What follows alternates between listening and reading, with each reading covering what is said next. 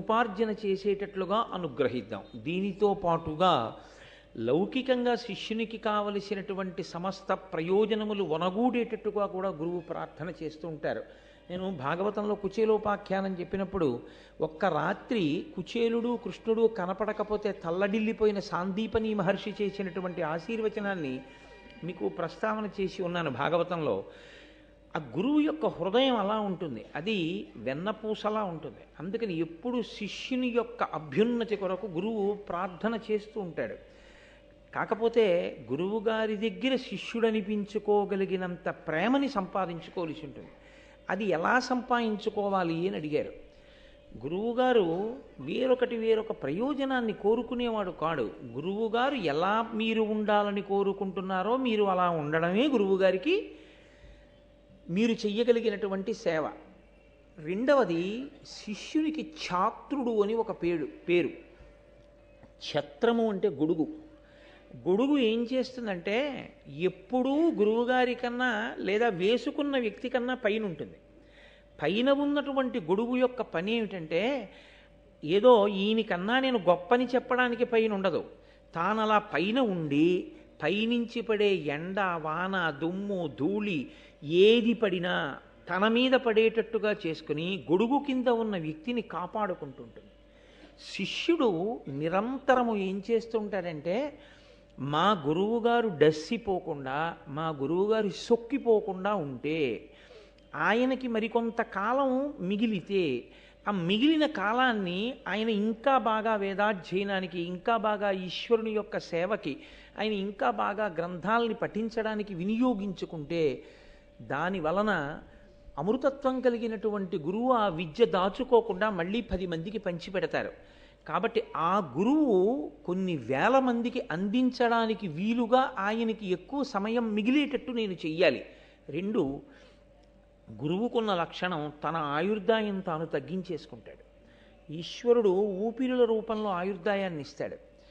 నిరంతరం వాక్య నిర్మాణమునందు ఉండడం చేత, మాట్లాడేటటువంటి వ్యాసంగమునందున్న కారణం చేత ఏమవుతుందంటే ఆ ఊపిరి బాగా దీర్ఘవాక్య నిర్మాణం చేయడం, లేకపోతే లఘువాక్య నిర్మాణం చేయడం, లేకపోతే వాక్యాన్ని ఎక్కడెక్కడ విరవాలో అక్కడక్కడ ఆపి ఊపిరి తీసి విడిచిపెట్టిన కారణం చేత లోపల ఆ ఊపిరిల సంఖ్య బాగా ఎక్కువై ఆయుర్దాయం తగ్గిపోయి తొందరగా శరీరాన్ని విడిచిపెట్టే అవకాశం ఉంటుంది. ఆయుర్దాయాన్ని తనకి తాను తగ్గించేసుకుంటున్నాడు తెలిసి కూడా. అలా ఎక్కువ మాట్లాడడం వలన ఆయుర్దాయం క్షీణించిపోతోందని తెలుసు. 2, మనుష్యునికి భగవంతుని ఇచ్చినటువంటి అద్భుతమైన కానుక స్వరపేటిక. ఆ స్వరపేటికకి ఒక లక్షణం ఉంటుంది, అది అరిగిపోతుంది. అది కాలక్రమంలో మాట్లాడగా జీర వచ్చేసి క్రమక్రమంగా అది మూగబోతుంది. ఆ స్వరపేటిక పనిచేయదు. అలా ఎంతమందో అటువంటి స్థితిని పొందారు. ఇది తెలిసి మాట్లాడుతూనే ఉంటాడు గురువు. ఎవరి కొరకు ఇది అంటే త్యాగేనైకే అమృతత్వమానసు. అయ్యో నేను చెప్పకపోతే ఇంక నేను చదువుకున్న చదువు ఎందుకు, పోతే పోనీ స్వరపేటిక, తగ్గిపోతే తగ్గిపోని ఆయుర్దాయం, నా వల్ల 10 మందికి ఉపయోగం కలిగితే నాకు అంతకన్నా ఏం కావాలని మాట్లాడతాడు గురువు. తన శరీరాన్ని స్వరపేటికనే త్యాగం చేస్తున్న గురువు మీ దగ్గర నుంచి ఏం కోరుకుంటాడని మీరు ఊహిస్తారు? అంత పెద్దవే విడిచిపెట్టినవాడు ఇంకేది కోరుకున్నట్టు. కాబట్టి ఏం చేయమందంటే ఛత్రమై నిలబడమని చెప్పింది. మిగిలిన సమయాలలో ఆయన అంత డస్సిపోకుండా ఆయనకి నువ్వు విశ్రాంతినివ్వగలిగితే కనీసం ఆయన ఆయుర్దాయం మరికొంత పెరుగుతుంది. కాబట్టి గురువుని చంపుకోవడం అంటే గురువుని ఇబ్బంది పెట్టడం, గురువుని కాపాడుకోవడం, బ్రతికించుకోవడం అంటే గురువుగారిని ఖేద పెట్టకుండా ఆయనని అనువర్తించడం. ఈ లక్షణములు ఎవరు తెలుసుకుని అనువర్తిస్తారో వాడికి శిష్యుడు అని పేరు. అందుచేత గురువు చేత శాసింపబడతాడు. కేవలము చదువుకోవడం కాదు, చదువుకోవడంతో పాటుగా ఈ విషయాన్ని చూస్తూ ఉంటారు. అసలు ఇంకొక పెద్ద రహస్యం ఏంటంటే ఇప్పుడు నేను చెప్పేటటువంటి ఈ ప్రక్రియ మామూలుగా ఇవాళ ఉన్న రోజుల్లో పరిస్థితిని నేను అన్వయం చెయ్యట్లేదు. ఇది చాలా తక్కువకు అన్వయం అవుతుంది. పూర్వం గురువుగారి ఆశ్రమానికి వెళ్ళి విద్యార్థులు చదువుకునేవారు. అప్పుడు గురుపత్ని అన్నం పెడుతుంది వీళ్ళకి. గురుపత్ని కోరికంతా ఏముంటుంది? తన సౌభాగ్యం మీదే ఉంటుంది. ఆయన అలా ఉండాలి, నేను పసుపు కుంకాలతో ఉండాలని ఉంటుంది. కాబట్టి గురువుగారి యొక్క ప్రాణరక్షణ కొరకు, గురువుగారిని రక్షించుకోవడం కొరకు చేసేటటువంటి శుశ్రూష గురుపత్ని యొక్క అనుగ్రహానికి కారణమవుతుంది. గురుపత్ని యొక్క అనుగ్రహం గురువుగారి అనుగ్రహంతో సమానమే. కాబట్టి పూర్వం అంత జాగ్రత్తగా అనువర్తించడం అనేటటువంటిది లోకంలో ఉండేది. నన్నయ్య గారు మహానుభావుడు భారతాన్ని ఆంధ్రీకరిస్తూ ఉదంకోపాఖ్యానాన్ని ప్రారంభం చేస్తూ ఆయన ఒక మాట అన్నారు. పైలుడి దగ్గర శిష్యరికం చేసేటటువంటి ఉదంకుడు గురువుగారి దగ్గర పాఠాలు నేర్చుకున్నాడు. పైలుడు ఏం చెప్పాడు, ఉదంకుడు ఏం నేర్చుకున్నాడు, దాని గురించి చాలా అందమైన పద్యం ఒకటి చేస్తూ, గురుకులమునందు గురులకు పరిచర్యలు నర్చి తానపరిమిత నిష్ఠాపరుడై జ్ఞానము వడసెను గురుదయ అణిమాది కాష్టగుణములతోడన్. ఆయన ఎలా చదువుకున్నాడో చెప్తున్నారు. గురువుగారి దగ్గర చదువుకోవడం అంటే గురువుగారు ఏమైపోయినా పర్వాలేదని చదువుకోవడం కాదు. గురువుగారి దగ్గర నేర్చుకోవడం అంటే అలా ఉండాలి వినయం.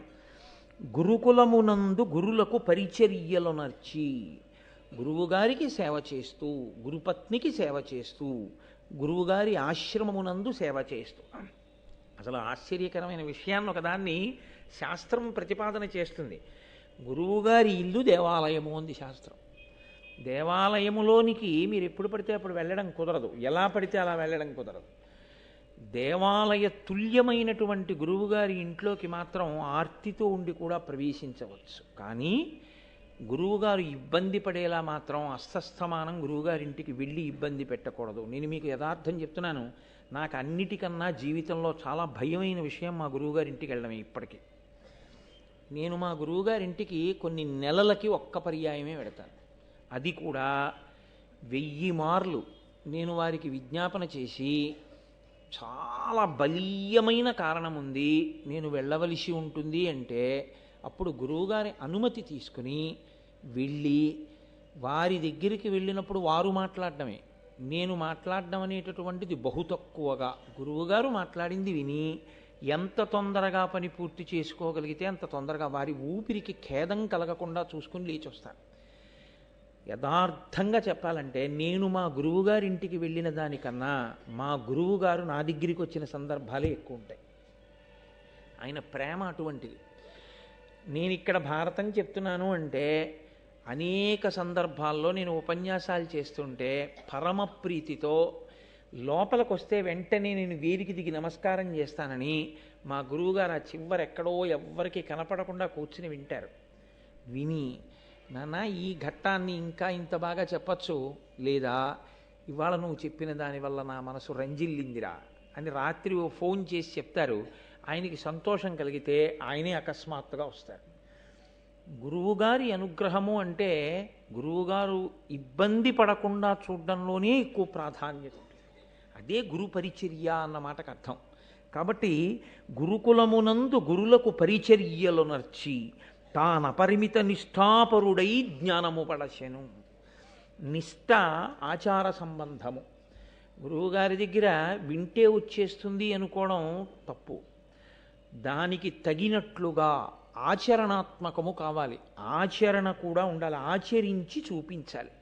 గురువుగారు ఏం చెప్పారో దాన్ని త్రికరణ శుద్ధిగా ఆచరణ చేస్తే గురువు విశేషమైనటువంటి తృప్తిని పొందుతారు. అలా చెయ్యడం వల్ల గురువుగారి యొక్క అనుగ్రహం కలిగింది ఉదంకుడికి. కలిగితే ఏమైంది? అణిమాది కాష్ట గుణములతోడన్. ఆయన విద్యలు నేర్చుకున్నాడు, దాంతోపాటుగా అణిమ, గరిమ, లఘిమ ఇటువంటి అష్టసిద్ధులు కూడా ఆయనకు వచ్చేసాయి. ఆయన అనుకుంటే గాలిలో వెళ్ళిపోగలడు, ఆయన అనుకుంటే ఎక్కడేం జరుగుతోందో తెలుసుకోగలడు. అలా అష్టసిద్ధులు ఆయనకి వశం అయ్యాయి.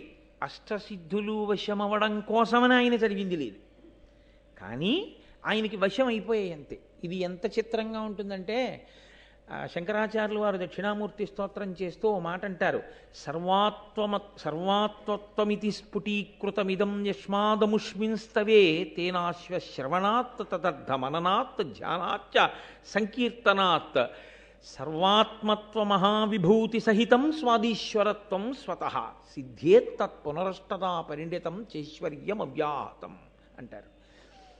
దక్షిణామూర్తి స్తోత్రాన్ని రోజు చదువుతూ దక్షిణామూర్తి తత్వాన్ని బాగా పరిశీలనం చేసినటువంటి వాడికి ఆత్మస్థితితో పాటుగా ఆత్మ ఎరుకలోనికి రావడమే కాకుండా అష్టసిద్ధులు కూడా వశమవుతాయి. కానీ అష్టసిద్ధులు ఎటువంటివి అంటే కాకి పెంట ఎటువంటిదో అటువంటివి. ఆత్మని తెలుసుకోవడం ప్రధానం, ఆత్మగా నిలబడడం ప్రధానం. కానీ సిద్ధుల కోసం వెంపర్లాడడం అంత హేయాతిహేయమైనటువంటి విషయం. కాబట్టి దాని కొరకు ఆత్మజ్ఞాని వెంపర్లాడడం, వాటిని చూసి మురిసిపోడు, వాటి పట్ల ఆకర్షితుడు కాడు, వాటితో సంబంధం ఏముండదు. కావలసిందల్లా ఆత్మని ఎరుకలోనికి తెచ్చుకొని తాను ఆత్మగా అద్వైతానుభూతిని పొందడమే. అటువంటి స్థితిని ఉదంకుడు పొందగలిగినాడు. దీనికి అంతటికీ కారణం గురువుగారి యొక్క అనుగ్రహం. అయితే నేను ఇవాళ సందర్భం వచ్చింది కాబట్టి మీతో ఒక మాట ప్రస్తావన చెయ్యాలి. ఆశ్రమ నియమము అని మనకి శాస్త్రంలో ఒక మాట, అది చాలా గమ్మత్తైనటువంటి మాట. నియమము దేన్ని బట్టి ఉంటుంది అంటే ఆశ్రమమును బట్టి ఉంటుంది. ఆశ్రమము అంటే నేను ఏదో ఎవరో ఉండే ఆశ్రమాల గురించి మాట్లాడుతున్నానని మీరు అనుకోకూడదు. మనమే జీవితంలో పుట్టినది మొదలు కొన్ని ఆశ్రమాల్లో ఉంటాం. బ్రహ్మచర్యాశ్రమము, గృహస్థాశ్రమంలో ప్రవేశించడానికి పూర్వం బ్రహ్మచర్యంలో ఉంటాడు. బ్రహ్మచర్యాన్ని విడిచిపెట్టాడు అంటే గృహస్థాశ్రమము, తర్వాత వానప్రస్థాశ్రమము, తర్వాత సన్యాసాశ్రమము. ఈ నాలుగింటిలో ఉంటుంటారు జనులు. ఇందులో ఏ ఆశ్రమాన్ని బట్టి ఆ ఆశ్రమానికి నియమం ఉంటుంది తప్ప ఒక ఆశ్రమంలో ఉన్నటువంటి వాడు వేరొక ఆశ్రమంలో ఉన్నవాడి నియమాన్ని పరిపాలన చేయకూడదు, అలా బ్రతకకూడదు, తప్పది. నీవు గృహస్థాశ్రమంలో ఉంటే నువ్వు గృహస్థుగానే బ్రతకాలి తప్ప నువ్వు బ్రహ్మచారి ఆశ్రమ నియమాన్ని నువ్వు పాటించకూడదు. బ్రహ్మచర్యాశ్రమమునందున్నవాడు గృహస్థాశ్రమంలో ఉండే నియమాన్ని బ్రహ్మచారి పాటించకూడదు. బ్రహ్మచర్యాశ్రమమునందున్నవాడు వానప్రస్థాశ్రమంలో ఉన్న నియమాన్ని పాటించకూడదు. ఎవరో సన్యాసిని చూశాయని చెప్పిన బోధలు విని నువ్వు గృహస్థుగా ఏమాచరించాలో ఆచరించాలి, కానీ సన్యాసి జీవితాన్ని నువ్వు గృహస్థుగా అనుకరించకూడదు.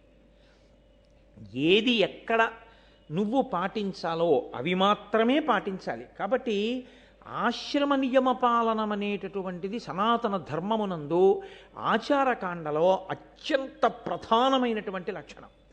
చాలా చాలా ప్రధానం. ఏ ఆశ్రమంలో ఉన్నవాడు ఆ ఆశ్రమ నియమాన్నే పాటించాలి తప్ప వేరొక ఆశ్రమ నియమాన్ని తాను పాటించకూడదు. ఇందులో సన్యాసాశ్రమ నియమము అంటే తూచా తప్పకుండా పాటించినటువంటి బహుగొప్ప సన్యాసి, కంచికామకోటి పీఠాధిపతులు, నడిచే దేవుడిని పేర్గాంచినటువంటి ప్రాతస్మరణీయులు, మహాపురుషుడు శ్రీ శ్రీ శ్రీ చంద్రశేఖరేంద్ర సరస్వతి మహాస్వామి వారు. ఆయన ఇంకా అసలు తూచా తప్పేవారు కాదు, అంత ఖచ్చితంగా పాటించేవారు సన్యాసాశ్రమ నియమం. గృహస్థాశ్రమ నియమాన్ని కూడా అంత గొప్పగాను పాటించి చూపించినటువంటి మహాపురుషుడు ఒకరు అదే కాలంలో ఆంధ్రదేశంలో ఉన్నారు. తాడేపల్లి రాఘవనారాయణ శాస్త్రి గారని ఈ సభలో ఉన్నటువంటి పెద్దలు కొంతమందికి తెలిసి ఉంటుంది. తాడేపల్లి రాఘవనారాయణ శాస్త్రి గారంటే ఎంతటి మహాపురుషుడో తెలుసా అండి? వారి శరీరం విడిచిపెట్టిన తర్వాత వారి శరీరాన్ని అగ్ని యందు వేల్చారు. ఆయన చితాభస్మంలోంచి బాలాస్వరూపం వచ్చింది. అంటే ఆయన ఎంత ఉపాసన చేశారో మీరు ఆలోచించండి. ఆయన గృహస్థాశ్రమంలో వాళ్ళ గురువుగారు చెప్పిన మాట నమ్ముకున్నారు ఆయన. అది గురువు మీద విశ్వాసం అంటే, అది గురి అంటే. ఆయన కటిక దరిద్రం అనుభవించారు ఒకప్పుడు. ఎంత కటిక దరిద్రం అంటే అమ్మవారి పూజ చేశాక నైవేద్యం పెట్టడానికి ఇంట్లో అటుకులు కాదు, అటుకు కూడా లేదు, ఏమీ లేవు. ఒకరి దగ్గరికి వెళ్ళి ఆయన చెయ్యి చాపేవారు కాదు. అందుకని ఆయన మంచినీళ్లు తెచ్చి అక్కడ పెట్టి మంచినీళ్లు నైవేద్యం చేసేవారు అమ్మవారికి. అదే ఆయన తాగేవారు. కాబట్టి మంచినీళ్లు నైవేద్యం పెట్టేవారు. కటిక దరిద్రంతో బాధపడుతూ పక్క ఇంటి వారికి కూడా చెప్పకుండా, ఇల్లాలు కూడా అటువంటి తల్లి. నిజంగా ఈ గృహస్థాశ్రమంలో ఉన్న వాళ్ళ ఇంట్లో ఉండవలసినటువంటి మూర్తి అది. తాడేపల్లి రాఘవనారాయణ శాస్త్రి గారు భార్య. ఆయన 27 పర్యాయములు లలితా సహస్రనామ స్తోత్రంతో అమ్మవారిని పూజ చేసి కటిక దరిద్రంలో 27 పర్యాయములు మంచినీటిని లలితా అమ్మవారికి నైవేద్యం చేశారు. చేసి ఆయన ఇంకొకసారి లలితా సహస్రం చదవడానికి ఓపిక లేదు, అప్పటికే అన్నం తిని చాలా రోజులు అయిపోయింది. లలితా సహస్రం చదవబోయి మాగన్ను పడిపోయింది. స్పృహ తప్పిపోతూ ఇంకా నోటి వెంట పలుకు పలకలేక అప్పుడు కూడా గురువుగారి మాట మీదే నమ్మకం. గురువుగారు నాకు ఈ మంత్రం ఇచ్చారు, పరదేవత ఉన్నది అని చెప్పారు, నన్ను కాపాడుతుంది పరదేవత, ఆయన నమ్మకం అంతే. ఆయన సొమ్మసిల్లిపోయారు పూజామందిరంలో. పరదేవత నిజంగా వచ్చి కూర్చుని ఆయన తల ఎత్తి చేత్తో పట్టుకుని పాయసాన్నం తీసి ఆయన నోట్లో పెట్టి పసిబిడ్డకి తినిపించినట్లు తినిపించింది అంతే. ఇక రాఘవనారాయణ శాస్త్రి గారి జీవితంలో వెనక్కి తిరిగి చూడలేదు. ఆ రాఘవనారాయణ శాస్త్రి గారి దగ్గరికి చంద్రశేఖరేంద్ర సరస్వతి స్వామి వారు ఏమైనా అనుమానాలుంటే శిష్యుల్ని రాఘవనారాయణ శాస్త్రి గారి దగ్గర కనుక్కోండి అని పంపించేవారు. అంతటి ఉపాసకులు వారు. బయటికి వస్తే ఆచారం పాడవుతుంది, గృహస్థాశ్రమ ధర్మపు ఆచారం అని బాధపడుతుంటే పరమాచార్య స్వామి వారి బ్రహ్మరథం ఎక్కొచ్చారు. బ్రహ్మరథం అంటే వేదం చదువుకున్న వాళ్ళు పల్లకి మోస్తారు, అలా వస్తే బ్రహ్మరథం అంటారు. వేదం చదువుకున్న వాళ్ళు కామాక్షి కామాక్షి, అడుగు తీస్తే కామాక్షి, అడుగేస్తే కామాక్షి. మొన్న మనం కంచి వెళ్ళినప్పుడు ఆ పల్లకీలు చూసాం కదా, ఆ పల్లకీలు పట్టుకుని వస్తుంటే రాఘవనారాయణ శాస్త్రి గారి ఇంటికి వచ్చి ఇంట్లో దిగి, అది మహానుభావులు గురువులంటే. పరమాచార్య స్వామి వారు అన్నారు, ఏమి నీ ఆచారానికి ఇబ్బంది వస్తోందని బెంగపెట్టుకుంటున్నావా? ఇవాళ మీ ఆచారానికి మేము కొత్తగా రక్ష కడుతున్నాం, మీకు ఇబ్బంది కలగదని శాలువా తీసి కప్పారు. పరమాచార్య స్వామి వారి శాలువా కప్పడం అంటే అంగరక్ష కట్టేది. ఆ శాలువా కప్పారు. కప్పి ఇంకా మీకు బెంగలేదు, మీరు బయటికి వచ్చినా మీకేమీ ఇబ్బంది కలగదన్నారు. ఆ గురు శిష్య సంబంధం ఎటువంటిదో తెలుసా అండి? గురువుగారంటే ఎలా ఉంటుంది అంటే, మహాభారతంలో నన్నయ్య గారు ఉత్తిని ఇచ్చారా, ఒక్కొక్క పద్యం వెనక ఎంత తాపత్రయం ఉందో, వ్యాస హృదయం ఎంత పరవశించిందో, అయ్యో నా జాతి చెప్పుకోవాలి వాళ్ళకని. పరమాచార్య స్వామి వారు కూర్చుని ఉండగా తాడేపల్లి రాఘవనారాయణ శాస్త్రి గారు వాళ్ళ నాన్నగారు రామామృతము అని ఒక గ్రంథాన్ని రచించారు. ఆ గ్రంథం ఆయన దగ్గర చదువుదామని వెళ్ళారు. అయితే లోపలికి రమ్మన్నారు పరమాచార్య స్వామి. ఆయన వచ్చి చదువుతున్నారు ఆ పుస్తకం. చాలా బాగున్నాయో ఈ పద్యాలు, చదువు అంటున్నారు. ఈలోగా అంతేవాసి ఒకరు వచ్చి, బెంగళూరు నుంచి ఎవరో వచ్చారండి, పీఠానికి ఇస్తారట, చాలా డబ్బట్టుకొచ్చారు, మీ దర్శనం చేసి డబ్బిచ్చి వెళ్ళిపోతారట అన్నారు. కాసేపు ఆగమనం అని చదువు అంటున్నారు. ఈయన చదువుతున్నారు. ఆయన మళ్ళీ వచ్చాడు, ఆయన వెళ్ళిపోవాలట, ఒక్కసారి వచ్చి డబ్బిచ్చి వెళ్ళిపోతారట అన్నారు. చదువు అన్నారు. ఆయన మూడో మాట వచ్చాడు, అయ్యా ఆయనకి చాలా ముఖ్యమైన పని ఉందిట, ఒక్కసారి మీకు నమస్కారం పెట్టి డబ్బిచ్చి వెళ్ళిపోతాట, కాబట్టి ఒక్కసారి ముందు ఆయన్ని ప్రవేశపెట్టమని అడుగుతున్నాడు, ఒకసారి ఆయన లోపలికి తీసుకొచ్చేస్తే బాగుంటుందేమో అన్నాడు.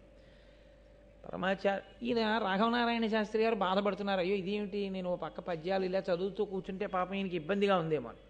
పరమాచార్య స్వామి వారు అన్నారు, అతను డబ్బట్టుకొచ్చాడని ముందు మాట్లాడాలా, లేక రామాయణం కన్నా అతను వచ్చి మాట్లాడడం నాకు గొప్ప అనుకుంటున్నాడా? నన్ను దర్శనం చెయ్యాలనుకుంటే తర్వాత రమ్మను, లేదా ఉండమను, నాకు ఈ రామాయణమే గొప్పది అన్నాడు. ఎందుకు గొప్పదో లోకానికి తెలియాలి కదండి. రాఘవనారాయణ శాస్త్రి గారు తండ్రి గారు రాసిన రామాయణం ఎందుకు గొప్పదో తెలియాలిగా.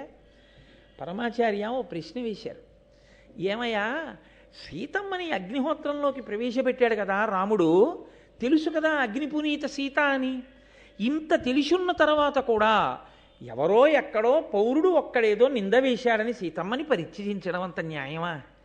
సరే, రాజారాముడు చిన్న అనుమానం వచ్చినా ఆయన ఆ పదవిలో కూర్చోడానికి ఇష్టపడడు, పరిత్యజించాడు, వాల్మీకి మహర్షి ఏదో చెప్పారు, కవులందరూ అనువదించారు, 80 రామాయణాలు చదివానయా అన్నారు పరమాచార్య. అన్నీ చదివా, అన్నింటిలో ఎవరి హృదయం వారిది రాశారు, మంచిదే, మీ నాన్నగారు దాన్ని ఎలా సమర్థించారని అడిగారు. అయితే రాఘవనారాయణ శాస్త్రి గారు ఆ ఘట్టం తీసి యుద్ధకాండలోంచి చెప్పారు. ఎంత గొప్ప భావన చేశారో తెలుసా అండి ఆయన. పరమాచార్య విన్నారంటే అది కారణం. ఆయన అన్నారు, సీతమ్మ తల్లిని రాముడు ఎప్పుడు పెళ్లి చేసుకున్నాడు? రాజు కాకముందు చేసుకున్నాడు. ఇంకా అప్పటికి కొడుకు దశరథుడికి, దశరథుడు రాజు, రాజకుమారుడిగా పెళ్లి చేసుకున్నాడు. సీతమ్మతో వివాహం అయిపోయింది. అగ్నిహోత్రంలో ప్రవేశపెట్టాడు, ఆమెని ఎవ్వరూ నింద వేయకూడదు అని లోకానికి నిరూపించాడు, స్వీకరించాడు. ఆయనకి ప్రేమ లేక కాదు ప్రవేశపెట్టింది, లోకం నింద వేయకూడదని. వచ్చాడు, పట్టాభిషేకం చేసేసుకున్నాడు. పట్టాభిషేకం చేసుకున్న తర్వాత కూడా సీతమ్మేగా భార్య, ఏకపత్ని వ్రతుడిగా. ఒకనాడు మంత్రులలో ప్రభువుకి నీతిపాఠం చెప్పే మంత్రి వచ్చి రాముడు ఏకాంతంలో ఉండగా ఒక మాట అన్నాడు, ప్రభు మీరు వైకుంఠంలో ఉన్న శ్రీమన్నారాయణుడు లోకానికి ధర్మం నేర్పడానికి రామచంద్రమూర్తిగా వచ్చి నరుడిగా ఈ భూమి మీద నడుస్తున్నారు. ఇటువంటి మీరు ప్రభువు కాకముందు సీతమ్మని భార్యగా ఉంచుకున్నారు, ధర్మానికి తప్పు లేదు. ప్రభువు అయ్యాక సీతమ్మ భార్యగా ఉండవచ్చా అని అడిగాడు. ఈమె ఎందుకు ఉండకూడదు అని అడిగాడు రాముడు. ప్రభువు భూమిపతి. భూమిపతి అంటే ఈ భూదేవికి భర్త ప్రభువు. అప్పుడు సీతమ్మ మీకేమవుతుంది? మీరు పట్టాభిషేకం అవగానే భూమి భర్త. మీరు భూమి భర్తగా పట్టాభిషేకం చేసుకుంటే సీతమ్మ పక్కన భార్యాస్థానంలో ఉండకూడదు. మీరు పట్టాభిషేకం చేసుకోనంతసేపు సీతమ్మ మీకు భార్యగా ఉండొచ్చు. ప్రభు ఇప్పుడు ధర్మం నడిచిందా అన్నాడు. ఉలిక్కిపడిన రాముడు కారణం చెప్తూ ధర్మము కోసమే సీతమ్మను అడవికి పంపాడని సమర్థించారండి మా నాన్నగారు. ఇది విని పరవశించిపోయారు పరమాచార్య స్వామి. అబ్బా, ఇన్ని రామాయణాలు విన్నాను కానీ ఇలా సమర్థించిన వాడిని వినలేదయా, ఆ పుస్తకాల సెట్ ఒకటి అక్కడ పెట్టి పో అన్నారు. అంటే ఇంత గొప్ప రాఘవనారాయణ శాస్త్రి గారు అన్నారు, మీకు సంస్కృతం వచ్చు, అరవం వచ్చు, తెలుగు రాదుగా, మీకెందుకు ఆ పుస్తకాలు? నాకు వచ్చో కాదో అక్కడ పెట్టు, రోజు ఓ పువ్వు వేస్తా, చాలదా అంటే ఓ పువ్వు వేస్తుండేవారో వేయలేదో ఉంచేశాడు, వెళ్ళిపోయారు రాఘవనారాయణ శాస్త్రి గారు. చాలా కాలం అయిపోయిన తర్వాత ఆయన దర్శనానికి వెళ్ళారు. వెడితే రామ జగన్మోహన అని విశ్వామిత్రుడు రాముణ్ణి చూసి చదివినటువంటి పద్యం ఒకటి చదివారు పరమాచార్య స్వామి. ఇది మా నాన్నగారు రాసిందే అన్నారు ఆయన. అంటే ఆయన అన్నారు, రాఘవనారాయణ శాస్త్రి మీ నాన్నగారు వ్రాయడం కాదు, ప్రతిరోజు రాత్రి పడుకోబోయే ముందు మంచం మీద పడుకుని కాలు మీద కాలు వేసుకుని ఆకాశం వంక చూస్తూ ఈ పద్యాలు పరవశంతో మీ నాన్నగారు చదువుకునేవారు కదూ, ఆయనకి ఇష్టం ఈ పద్యాలు అన్నారు.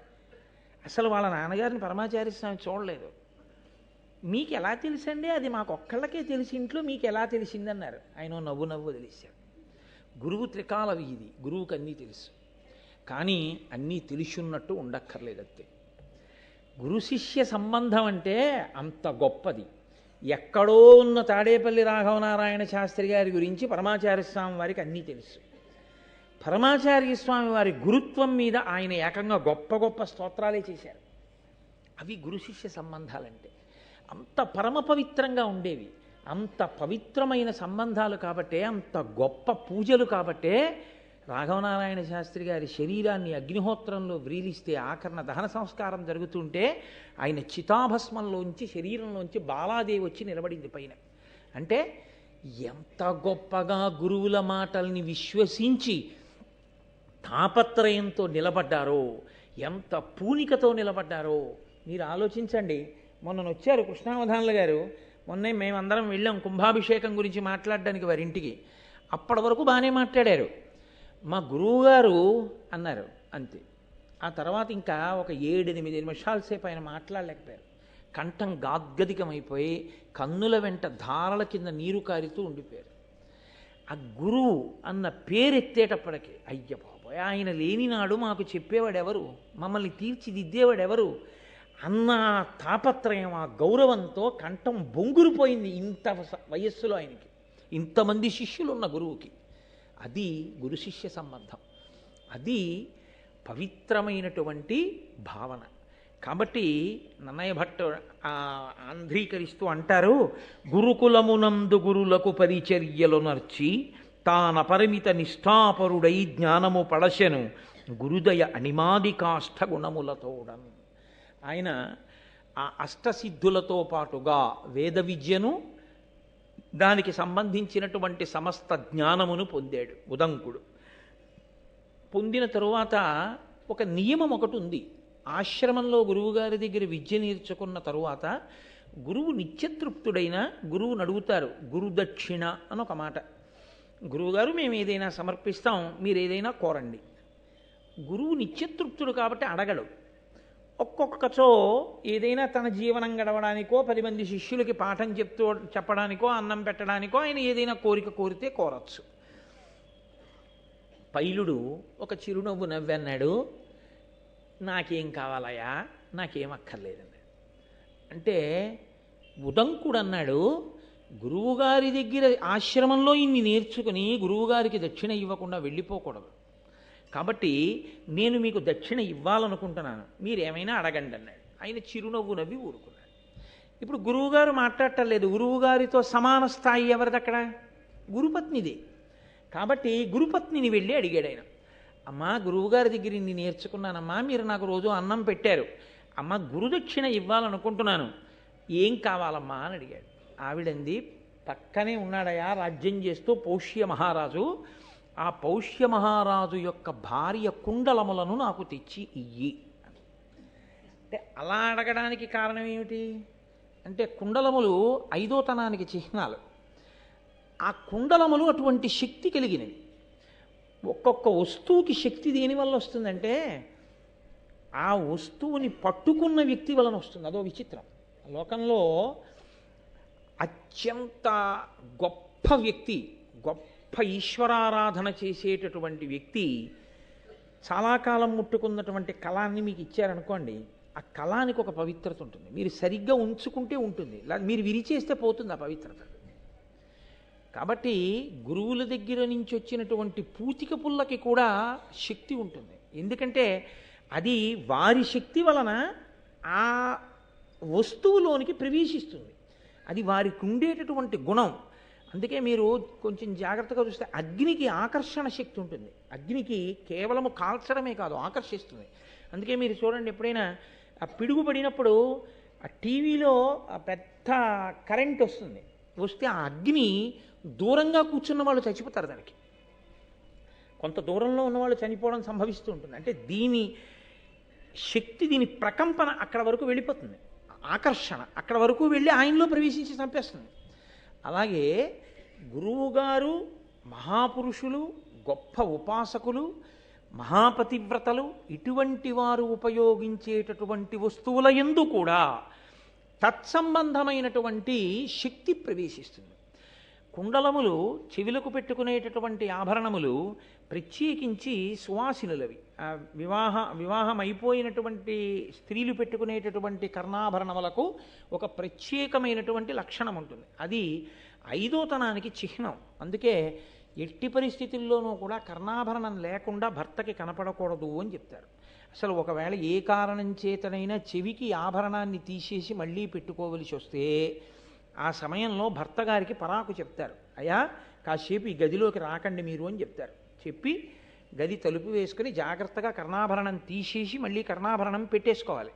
ఒకవేళ కర్ణాభరణం తీసి కర్ణాభరణం పెట్టుకోవడానికి మధ్యలో ఏదైనా ఆభరణం పెట్టుకోవడానికి వీలు లేని పరిస్థితి వస్తే, ఐదోతనంలో అమ్మవారి యొక్క సాక్షాత్ స్వరూపం గనక చిన్న తాటాకు ముక్కైనా పెట్టుకుని ఉండాలి తప్ప అసలు చెవులకు ఏమీ లేకుండా భర్తకి ఆడది ఎట్టి పరిస్థితులలో కనపడకూడదు, నిషిద్ధం.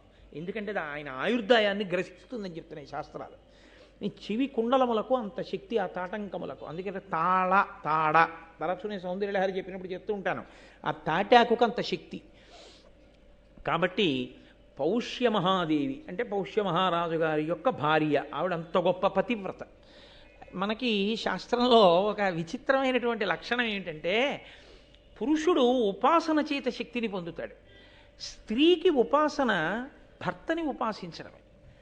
భర్తని అనుగమించిన స్త్రీ ఎవరుంటారో, భర్త సంతోషమే తన సంతోషమని, భర్త శాసనము తనకి అభ్యున్నతికారకమని నమ్మి అనువర్తించినటువంటి స్త్రీకి ఇక వేరుగా పూజ ఉండాలా అంటే నిజానికి అక్కర్లేదు. ఎందుకని అంటే, నేను శాస్త్రవాక్కు యథార్థంగా మీతో మనవి చేస్తున్నాను. నేను నైవేద్యం పెడితే తాదాత్మ్యతతో నేను నైవేద్యం పెడితేనే ఈశ్వరుడు దాని వంక చూస్తాడు. ఈయన సాక్షాత్ ఈశ్వరుడు నా భర్త, భర్తయే ఈశ్వరుడు అని నమ్మి ఓ ప్లేట్ ఇడ్లీ పట్టుకొచ్చి అక్కడ పెడితే పరమేశ్వరుడికి బాలభోగం చేసినటువంటి ఫలితం భార్య ఖాతాలో వేస్తాడు. అందుకే ఆడదానిగా తరించడం తేలిక, పురుషుడిగా తరించడం కష్టం నిజానికి. అందున విశేషమైన భక్తి సంపన్నుడైనటువంటి భర్త అయితే ఆయన చేసే పనిలో ప్రతి దాంట్లో సగం ఫలితం వెళ్ళి ఆవిడ ఖాతాలో పడిపోతుంది. కాబట్టి ఆవిడ దానికి తోడు ఇంకా కొంత చేసుకుందనుకోండి, ఈయనకన్నా ఆవిడ పుణ్యమే ఎక్కువ ఉంటుంది నిజానికి. కాబట్టి పౌష్య మహాదేవి యొక్క కుండలములంటే ఆవిడ అంతటి పతివ్రత. ఆవిడ భర్తని అనుగమించినటువంటి స్త్రీ. ఆయన పుష్యాభిషేకాన్ని పొందాడు కాబట్టి పౌష్యుడని పేరు వచ్చింది ఆయనకి. అంతటి మహానుభావుడు. ఆయన భార్య. ఆవిడ చెవులకు పెట్టుకున్నటువంటి కుండలములకు ఆ శక్తి ఉంటుంది. కాబట్టి ఆ కుండలములను తీసుకొస్తే నేను కూడా నా చెవులకు పెట్టుకుంటాను, అడిగి తెచ్చిపెట్టు, అది నువ్వు నాకు ఇవ్వగలిగిన గురుదక్షిణ. ఇప్పుడు ఆవిడ అడిగారు, గురువుగారు కూడా ఒప్పుకోవాలా?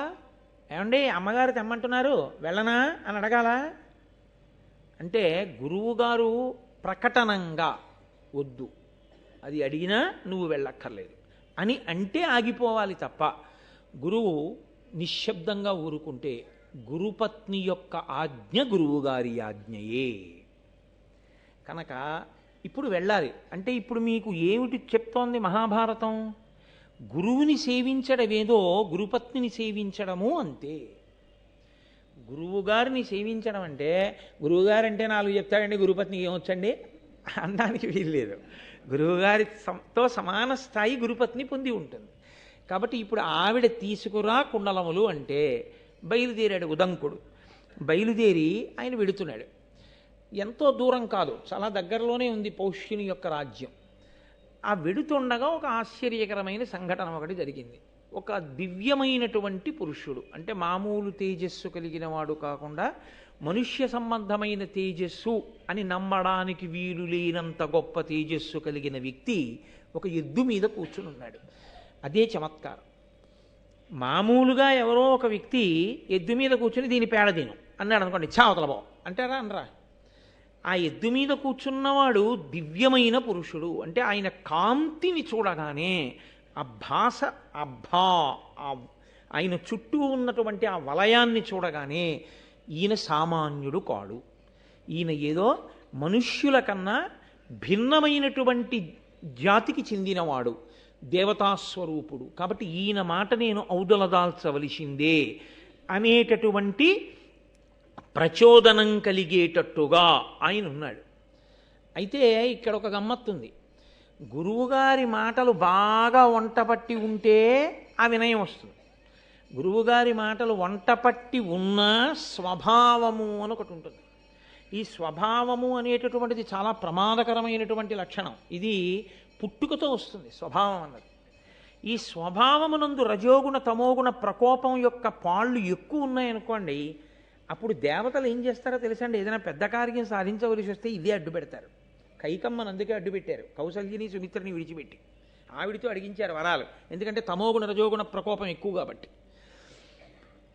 స్వభావము గురువుగారి దగ్గర విన్నటువంటి మాటల వలన కలిగినటువంటి వినయాన్ని మింగేస్తూ ఉంటుంది అప్పుడప్పుడు. అప్పుడు స్వభావం గెలిచిందనుకోండి, వాడికి ఉండే కోపమో వాడికి ఉండేటటువంటి ఇంకొక లక్షణమో ఏదో పైకి వచ్చేసింది అనుకోండి, గురువుగారు చెప్పింది మరిచిపోయాడు అనుకోండి, మరిచిపోతే తన స్వభావంతో ప్రవర్తిస్తాడు. అందుకే గురుపాదుక పూజనీయం ఎందుకైందో తెలుసండి, అది గురువుగారిని మోసింది. అలాగే గురు పాదుక ఏం చేస్తుందంటే తల మీద పెట్టుకుంటే అహంకారాన్ని అణుస్తూ ఉంటుంది. అది ఆయన్ని మోసి తెచ్చింది.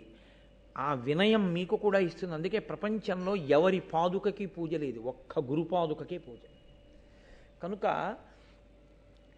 ఇప్పుడు ఆయన దివ్య పురుషుని యొక్క దివ్యత్వాన్ని గుర్తించాడు. గుర్తించి ఆయన వంక తిరిగి చూశాడు. ఆయన అన్నాడు, ఇదిగో నేను ఎక్కినటువంటి ఎద్దు పేడ వేసింది, ఈ పేడ కొద్దిగా తిను అన్నాడు. తిన్నాడు.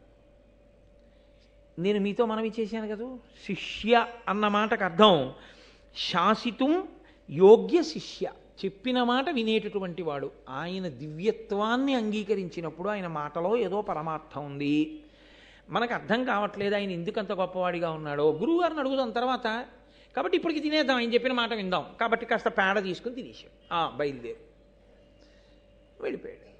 వెళ్ళి పౌష్య మహారాజు యొక్క అంతఃపురానికి వెళ్ళాడు. దాని విశేషం ఏమిటి అన్న తర్వాత ఆయనే చెప్తాడనుకోండి. గురువుగారిని అడుగుతానన్నవాడు గురువుగారిని అడిగితే, గురువుగారు చెప్తే నన్నయ్య గారు ఆంధ్రీకరిస్తే నేను మీకు చెప్పాలిగా, కాబట్టి కంగారు పడకండి వస్తుంది. కాబట్టి ఇప్పుడు ఉదంకుడు పౌష్య మహారాజు దగ్గరికి వెళ్ళాడు. ఏమి దేని కొరకు వచ్చావు అని అడిగాడు. అడిగితే పౌష్య మహారాజుని ఈయనన్నాడు, నేను గురుదక్షిణ ఇవ్వాలి అని బయలుదేరి వచ్చాను. నా గురువు యొక్క భార్య గురుపత్ని, మా అమ్మ వంటి ఆవిడ నీ భార్య కుండలములు అడిగింది అన్నాడు. ఇవ్వచ్చా రాజు? అంటే రాజుకి 2 కర్తవ్యములు ఉంటాయి. ఒకటి ఆశ్రమంలో చదువుకుని విద్య పూర్తి చేసి బ్రహ్మచర్యాన్ని విడిచిపెట్టి గృహస్థాశ్రమంలో వెళ్ళేవాడికి పెళ్లి ఖర్చు పెట్టుకోవలసిన బాధ్యత రాజుగారిది. అంటే ఇవాళ మనం చేస్తున్నటువంటి సమావర్తనము స్నాతకము ఇంతకన్నా పచ్చి అబద్ధాల తంతు ఇంకోటి ఉండదు లోకంలో యథార్థంగా మాట్లాడితే. అవన్నీ భోజనాల కోసం స్నాతకాలు, భోజనాల కోసం సమావర్తనాలు, ఏదో మధ్యలో నదడ్డు ఉందని ఆడపిల్లవారి మీద పడి తినేయడానికి పనికి వచ్చే స్నాతకాలు అవి కావు. నిజమైన సమావర్తనము స్నాతకము అంటే గురువుగారి దగ్గర చదువుకుని అప్పటి వరకు కాటుక పెట్టుకోకూడదు, అప్పటి వరకు తల దూకోకూడదు, అప్పటి వరకు పూలదండ వేసుకోకూడదు, తాంబూలం వేసుకోకూడదు, రుచి కోసం తినకూడదు, భిక్షాన్నములు తినాలి. ఇన్ని నియమములను పాటించిన వాడు ఇన్ని నియమములను విడిచిపెడతాడు. అద్దం చూసుకోకూడదు, నేను బాగున్నాననేటటువంటి భావన ఒకటి రాకూడదు. అదొకటి వస్తే పక్కవాడు బాగులేదన్న భావన వస్తుంది. పక్కవాడిని చూడడమే తప్ప తనని చూసుకోవడం చేత కాకపోతే అన్ని పోలిక అన్నది లేదు కాబట్టి గొడవ లేకుండా అహంకారం లేకుండా ఉంటాడు. కాబట్టి అద్దం చూసుకోకూడదు. ఇన్ని నియమాలు ఇవన్నీ పాటిస్తే బ్రహ్మచర్యం. ఇవన్నీ బ్రహ్మచర్యంలో పాటించిన వాడు బ్రహ్మచర్యాన్ని విడిచిపెట్టి గృహస్థాశ్రమంలోకి వస్తాడు. అలా వేదమంతా చదువుకున్నటువంటి వాడు అయ్యా నేను ఇంకా గురుదక్షిణ ఇచ్చి దేశాంతరం చూడ్డానికి వెడతానండి అని అడగడానికి గురువుగారికి దక్షిణ ఇవ్వవలసి వస్తే శిష్యుడి దగ్గర ఏముంటుందని ఇస్తాడు గురుదక్షిణ? రాజుగారి దగ్గరికి వెడతాడు. వెళ్ళి రాజా నేను ఇది చదువుకున్నాను, ఇప్పుడు నేను గురుదక్షిణ కట్టాలి, కాబట్టి మీరు నాకు ఈ దక్షిణ ఇవ్వండి అని అడుగుతాడు. ఏం చదువుకున్నావు? ఏవి చెప్పు 4 మాటలు అంటాడు. తాను చదువుకున్న దాంట్లోంచి 4 మాటలు చెప్తాడు. షహబాష్, వీడు బాగా చదువుకున్నాడు, వీడికి గురుదక్షిణ కట్టడానికి డబ్బు ఇవ్వండి అని రాజు ఇస్తాడు. రాజా నేను గృహస్థాశ్రమంలోకి వెడుతున్నాను, ఇప్పుడే విడిచిపెడుతున్నాను బ్రహ్మచర్యాన్ని, కాబట్టి నేను ఇల్లు కట్టుకోవాలిగా, గృహస్థాశ్రమం మొదలు పెట్టాలిగా, అయితే ఇదిగో నీకు ద్రవ్యం ఇస్తున్నాను పెళ్లి చేసుకోవడానికి. రాజు డబ్బిస్తాడు. కాబట్టి గురుదక్షిణ గురుదక్షిణ కట్టేటప్పుడు ఎవరిని ఆశ్రయించవచ్చు అంటే రాజుని ఆశ్రయించవచ్చు అని ధర్మం. మహాభారతం ధర్మం మాట్లాడుతుంది. కాబట్టి ఇప్పుడు తన భార్య కుండలములే అయినా అది గురుదక్షిణ కొరకు రాజును ఆశ్రయించిన వాడు కాబట్టి రాజుకు ధర్మం రాజుది, తన ధర్మం తాను నెరవేర్చాలి. అందుకని భార్య కుండలములను పట్టికెళ్ళు అని రాజు చెప్పవలసి ఉంటుంది. ఆవిడ తన భర్త ఆజ్ఞ ఏది ఉందో అది అనుసరించడమే పతివ్రత లక్షణం. ఆవిడ మహాపతివ్రత అంటే ఏమిటి? ఆ కుండలాలు తీసి ఇచ్చేయి అన్నాడు, ఇంకో కుండలాలు పెట్టుకుని ఆ కుండలాలు ఇచ్చేయడమే. అంతేగాని వాటికి ఒక శక్తి ఉందన్న విషయం ఆవిడికి తెలుసు. అదేమిటయా ఎలా ఇస్తాను, ఎవరికన్నా ఇద్దామని దాచాను, నువ్వెవరో ముక్కు మొహం తెలియని వాడు వచ్చి అడిగావు, మీ గురువుగారి భార్యకి ఇస్తానంటున్నావు, ఎలా కుదురుతుంది అంటే పతివ్రత ఎందుకు అవుతుంది? ఆవిడ ధర్మం ఆవిడ చెయ్యాలి, భర్త చెప్పాడు ఆవిడ ఇచ్చేయాలంతే. కాబట్టి ఇప్పుడు ఆవిడ ధర్మం ఆవిడ చెయ్యాలి, అందుకని ఆవిడ ఇవ్వడానికి సిద్ధపడింది. రాజే వెళ్ళి ఎందుకు తేకూడదు? నేను మీతో మనవి చేశాను, తీసి ఇచ్చేయి అనడానికి దానికి కొంత సమయం ఉంటుంది. అవి సౌభాగ్య వస్తువులు, దానికి ఒక నక్షత్రం చూసుకోవాలి, దానికి ఒక సరి అయిన ముహూర్తం చూసుకోవాలి. చూడకుండా చెవి కుండలములను తీసేస్తే మళ్ళీ చెవి కుండలాలు పెట్టేంత వరకు సౌభాగ్య వస్తువు ఉండవలసిన స్థానం ఖాళీ అయిపోయిందా లేదా? అది భర్తకి గండకాలం అయితే. కాబట్టి వ్యవధి ఇవ్వవలసిన అవసరం ఉంది. నువ్వు వెళ్ళి అడుగు, ఆవిడ ఇస్తుంది. ఆవిడికి తెలుసు శాస్త్రం, కాబట్టి ఆవిడ చూసుకుని ఇవాళ ద్వాదశి కదండి, కాబట్టి మీరు రేపు ఉదయం 11 గంటలకి రా బాబు, నీకు కుండలములు ఇస్తాను అని ఆవిడేదో ఆ కుండలాలు మార్చుకుని ఇవ్వవలసి ఉంటుంది. ఎక్కడి ధర్మం అక్కడే. అందుకని నన్నయ్య గారు ఒక్క పద్యరచన చేశారు అంటే ఎన్ని ధర్మములను మాట్లాడుతున్నారో చూడండి ఆయన. కాబట్టి ఇప్పుడు పౌష్యుని యొక్క భార్య దగ్గరికి వెళ్ళి నువ్వు కుండలములను తీసుకో అని పౌష్యుడు చెప్పాడు. ఈయన గబగబా అంతఃపురంలోకి వెళ్ళాడు, రాణివాసంలోకి. రాణివాసంలోకి వెళ్ళవచ్చా? ప్రవేశపెట్టరు. కానీ ఎటువంటి వాణ్ణైతే ప్రవేశపెడతారు? ఆయన యొక్క బ్రహ్మజ్ఞానం అటువంటిది, ఆయన చదువుకున్న వేదం అటువంటిది. ఆయన రాజు యొక్క భార్య, ప్రతివాడికి 5 తల్లులు ఉంటారు. 5 తల్లులలో రాజు భార్య ఒకతే. గురువుగారి దగ్గర చదువుకుని వచ్చినవాడు గురుదక్షిణ కట్టడానికి వచ్చినవాడంటే చదువు పూర్తయింది. చదువు పూర్తయిన వాడికి ఏమిటి తెలిసి ఉండాలి? దేశాన్నేలే రాజు భార్య తల్లితో సమానం. రాణివాసంలోకి వెడితే మాత్రం బిడ్డడు తల్లిని ఎలా చూస్తాడో అలా చూస్తాడు.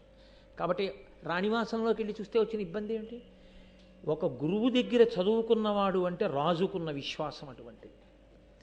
చదువు అన్న మాట వెనక ఎంత సంస్కారం ఉండేదో, సంస్కారము చదువు ఎంత విడదీయరాని స్థితిలో ఉండేవో భారతం నిరూపిస్తుంది.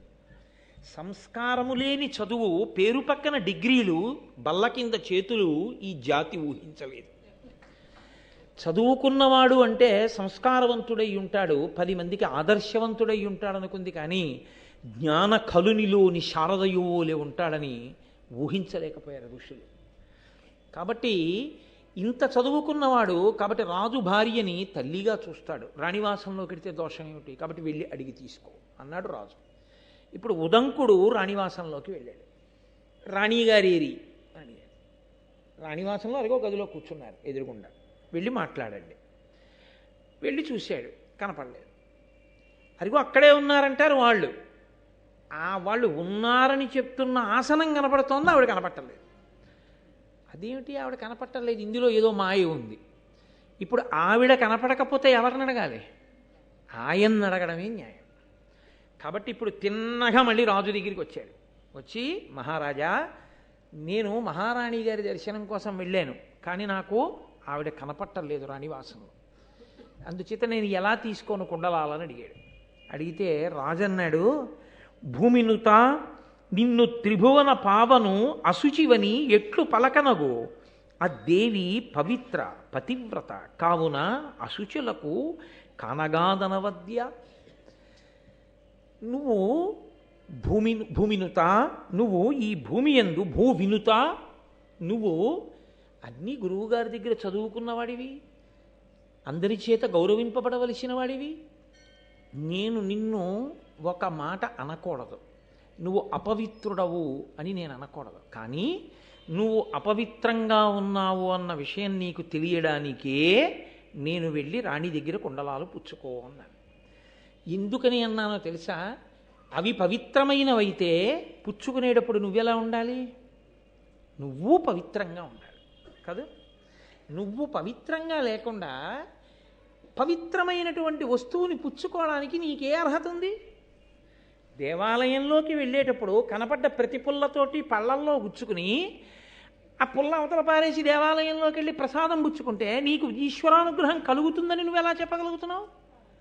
నువ్వు ఆ అనుగ్రహాన్ని పొందడానికి వీలైన శౌచంతో నువ్వు దేవాలయంలోకి వెళ్ళవలసిన అవసరం ఉందా లేదా? ఏ వస్తువుని ముట్టుకునేటప్పుడు ఎలా ఉండాలో అలా ఉండి ముట్టుకోవలసి ఉంటుంది. అంతేకాని చేతులకి రబ్బరు తొడుగులు వేసుకోకుండా నువ్వు ఎలక్ట్రిక్ వైర్ ముట్టుకుంటున్నావా? ముట్టుకోవట్లేదే. ఒంటి మీద తడి బట్టలు ఉండగా నువ్వు విద్యుత్ తీగ ముట్టుకుంటున్నావా? ముట్టుకోవట్లేదే. అంటే నీకు తగిలింది కాబట్టి షాక్ తెలుస్తోంది. ఈశ్వర ప్రసాదాన్ని అలా పుచ్చుకోకూడదన్న విషయం షాక్ కొట్టిన తర్వాత నేర్చుకుందాం అనుకుంటున్నావా? అలా వద్దని చెప్పిన గురువు ఉన్నప్పుడు ఎందుకు అలా షాక్ కొట్టించుకునే ప్రయత్నం చేస్తావు? శౌచంతో వెళ్ళు దేవాలయంలోకి. ఎక్కడ నీకు ధూళి దర్శనం ఉందో అక్కడ వెళ్ళి కౌలించుకో. ప్రయాణం చేసి వచ్చిన శ్రీశైలాది క్షేత్రములలో ఈశ్వరుడు అనుగ్రహించాడు అలాగా. కాబట్టి నీవు అపవిత్రుడవు అని నేను చెప్తే బాగుంటుందా? ఇన్ని చదువుకున్నవాడివి నువ్వు అపవిత్రంగా ఉన్నావయా, నీవు కుండలములను ఎలా పుచ్చుకుంటావు? మా ఆవిడ ఇస్తే మాత్రం పుచ్చుకోవడానికి నీకు అధికారం ఏముంది అపవిత్రంగా ఉన్నవాడికి అని నేను అనొచ్చా? అనకూడదు. అందుకని అనలేకపోయాను. కానీ ఓ బ్రహ్మచారి, నీకు ఒక విషయం చెప్తున్నాను. ఆ దేవి పవిత్ర పతివ్రత. నా భార్య మహాపవిత్రురాలు, ఆమె మహాపతివ్రత. ఆమె అశుచులకు కనగాదనవద్య. ఎవరు అపవిత్రంగా ఉంటారో, శౌచము లేదో, శౌచము అన్న మాటకు అర్థం ఏంటంటే బాహ్య అభ్యంతర అని 2 ఉంటాయి శౌచాలు. బయట స్నానం చేస్తే పోయేది ఒకటి, లోపల మనస్సంతా ఈశ్వరుడి మీదే నిలబడితే వచ్చేది ఒకటి. నీకు శౌచము లేదు. శౌచము లేకుండా నీకు ఆవిడ కనపడదు. అశౌచమున్న వారికి ఆవిడ కనపడదు. అసలు ఆవిడికి ఆ శక్తి ఉంది. అందుకని నువ్వు శౌచమును పొంది వెళ్ళు. ఇప్పుడు ఆలోచించాడు ఆయన, ఏమిటి నాకు శౌచానికి తేడా వచ్చింది, ఎక్కడ వచ్చింది దోషం అని.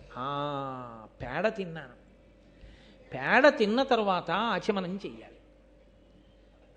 పేడ తిన్న తర్వాత ఏమి, యథార్థానికి స్నానం చేసే అవకాశం లేనప్పుడు ఎక్కడికైనా వెళ్ళి ఏదైనా మంచి పని మీద ప్రారంభం చేసే ముందు ఒకసారి కాళ్ళు చేతులు ముఖం కడుక్కొని ఆచమనం మళ్ళీ చెయ్యాలి.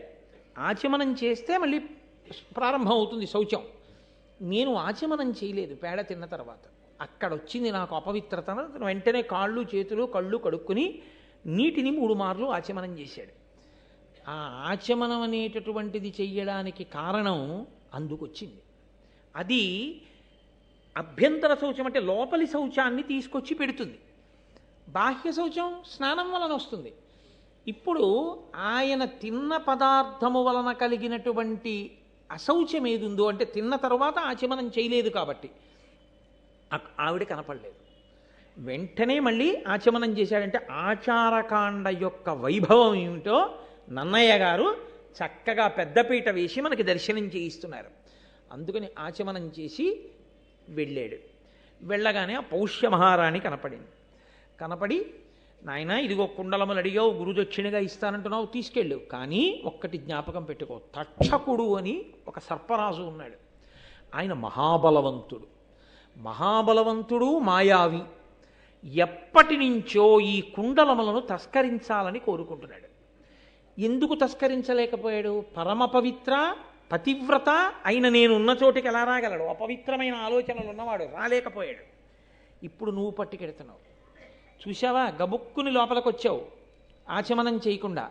అలా ఏమాత్రం నీ దగ్గర దోషం వచ్చినా వీటిని తీసుకుపోతాడు. తీసుకుపోతే ఏమవుతుందో తెలుసా? నేనిచ్చాను కుండలాలు, నువ్వు నీ శ్రద్ధని కోల్పోయిన కారణం చేత గురుదక్షిణ చెల్లించలేని వాడవవుతావు. కాబట్టి చాలా జాగ్రత్తగా వీటిని పట్టుకుని వెళ్ళు పరాకు చెప్పింది ఆవిడ. ఇప్పుడు గబగబా కుండలాలు తీసుకున్నాడు, చాలా సంతోషంగా బయలుదేరాడు. రాజుగారి దగ్గరికి వచ్చాడు. రాజుగారు అన్నారు, నాయన ఇంత కష్టపడి ఇంత దూరం వచ్చావు, వేళ దాటిపోయింది, మధ్యాహ్నం అయిపోయింది, భోజనం చేసి బయలుదేరు. బ్రహ్మచారివి, ఇంటికి వచ్చావు. బ్రహ్మచారి సన్యాసి వీళ్ళిద్దరూ ఆహారం కొరకు గృహస్థు ఇంటి మీద ఆధారపడతారు. కాబట్టి గృహస్థు యొక్క ధర్మం ఏమిటంటే బ్రహ్మచారి కానీ సన్యాసి కానీ వస్తే భిక్ష పెట్టాలి వాళ్ళిద్దరికి. వాళ్ళిద్దరూ తిన్నదాన్ని భిక్ష అంటారు. భిక్ష అని ఎందుకంటారో తెలుసా అండి? వచ్చే పూటకి దాచుకోకుండా ఉండాలి వాళ్ళిద్దరు. గృహస్థు వచ్చే పూటకి దాచుకోవచ్చు, అందుకు దానం పడతాడు. పొద్దున్న పలహారం చేసేసి మధ్యాహ్నం భోజనం చేసి రాత్రి ఏం చేస్తావో అని గృహస్థు అడిగాడు అనుకోండి, తప్పేం లేదు. రాత్రి గారెలు తిందామని ఉంది, మినప్పప్పు తెచ్చి నానబోయి అంటే ఓ పూటలో నానతాయో లేదో నాకు తెలియదు, ఉదాహరణకి చెప్పానంతే. మళ్ళీ నానతాయా అండి నేను విరిగిదిగా అడగండి. కాబట్టి తెచ్చి రాత్రి తినడం కోసమని ఏర్పాటు గృహస్థు పెట్టుకోవచ్చు. బ్రహ్మచారి అలా ఉంచుకోకూడదు, సన్యాసి అలా ఉంచుకోకూడదు. వాళ్ళు తినడానికి సంభారములు ఉండడానికి వీల్లేదు. ఎప్పుడు ఆకలి వేస్తే అప్పుడు 4 ఇళ్ల ముందుకెళ్ళి భవతి భిక్షాందేహి అని చేతిలో పడిన కబలం తింటారంతే. కాబట్టి ఇప్పుడు అటువంటి బ్రహ్మచారికి సన్యాసికి భిక్ష ఎవరు పెట్టాలి? గృహస్థు పెట్టాలి. కాబట్టి గృహస్థు ధర్మం. బ్రహ్మచారి వచ్చాడు, వెళ్ళిపోతున్నాడు కుండలాలు తీసుకుని, అన్నం ఎక్కడ తింటాడు? మరి తాను గృహస్థాశ్రమంలో ఉన్నది ఎందుకు? వచ్చిన వాడికి అన్నం పెట్టడానికే. కాబట్టి అతిథి దేవో భవ స్నాతకం చేసేటప్పుడు చెప్పారు గురువుగారు, గృహస్థాశ్రమంలోకి వెళ్ళేటప్పుడు బ్రహ్మచారి వస్తే అన్నం పెట్టు, అమ్మని జాగ్రత్తగా చూడు, నాన్నని జాగ్రత్తగా చూడని చెప్పారు. అందుకని ఆయన ధర్మం ఆయన పాటించాడు. ఆయన అన్నాడు భోజనం చేసి వెళ్ళు. తాను బ్రహ్మచారి, గృహస్థు పిలిస్తే తినాలి కాబట్టి తింటాను. కాబట్టి ఇప్పుడు కూర్చోబెట్టాడు, భోజనం అంతా పెట్టాడు. భోజనం అంతా పెట్టిన తర్వాత ఆయన భోజనం చేస్తుంటే అందులో తల వెంట్రుక వచ్చింది. ఈ వెంట్రుక అనేటటువంటి విషయం చాలా ఉపద్రవంతో కూడుకున్నది. లోకంలో దేని వెంట్రుక పవిత్రం కాదు, ఒక్క ఏనుగు వెంట్రుక వినా. ఒక్క ఏనుగు వెంట్రుకకి మాత్రం ఉన్న శక్తి ఏమిటో తెలుసా అంటే అది దృష్టి దోషాన్ని తీసేస్తుంది. అందుకే పిల్లలు పుడితే ఇంట్లోనూ ఆ పిల్లలకి కనురాపు తగలకుండా ఉండడం కోసం ఏం చేస్తారంటే వాడి శీలము వాడి వైభవము తెలియదుగా, వీడు ఎవరికి వారసత్వంలోకి వచ్చారన్నది చూస్తారు. ఎంత అదృష్టం రా ఫలానా వాళ్ళ కడుపున పుట్టావు అంటారు ఒకటి. 2 ఎంత బాగున్నాడు అంటారు. అది కనురాపు. ఆ కనురాపు విరిగిపోవడానికి ఏం చేస్తారంటే ఏనుగు వెంట్రుక తీసుకొచ్చి ఏదో తావీజులోనో ఉంగరంలోనో పెట్టి పెడతారు. చిన్నపిల్లాడైతే ఉంగరం పెట్టుకోలేడు కాబట్టి తావీజులో పెట్టి మొలతాడు కడుతుంటారు. అలా నేను అన్నానని ఏ వెంకటాచలమో వెళ్ళినప్పుడు ఏనుగుల వెంట్రుకలన్నీ పీకీకండి, తప్పు కూడా. అది ఈశ్వర సేవలో ఉన్న ఏనుగు యొక్క వెంట్రుక తేవడం దోషం, అది ఈశ్వరుడి సొత్తు. వెంకటేశ్వర స్వామి వారు పిలిచిన ఆ ఏనుగు వెంట్రుక తీసుకోవాలి, మీకు చెప్తే తేవాలి తప్ప మీరు వెళ్ళి ఆ ఏనుగు వెంట్రుకలు పీకేసి తెచ్చేయడం అలాంటి పనులు చేయకూడదు.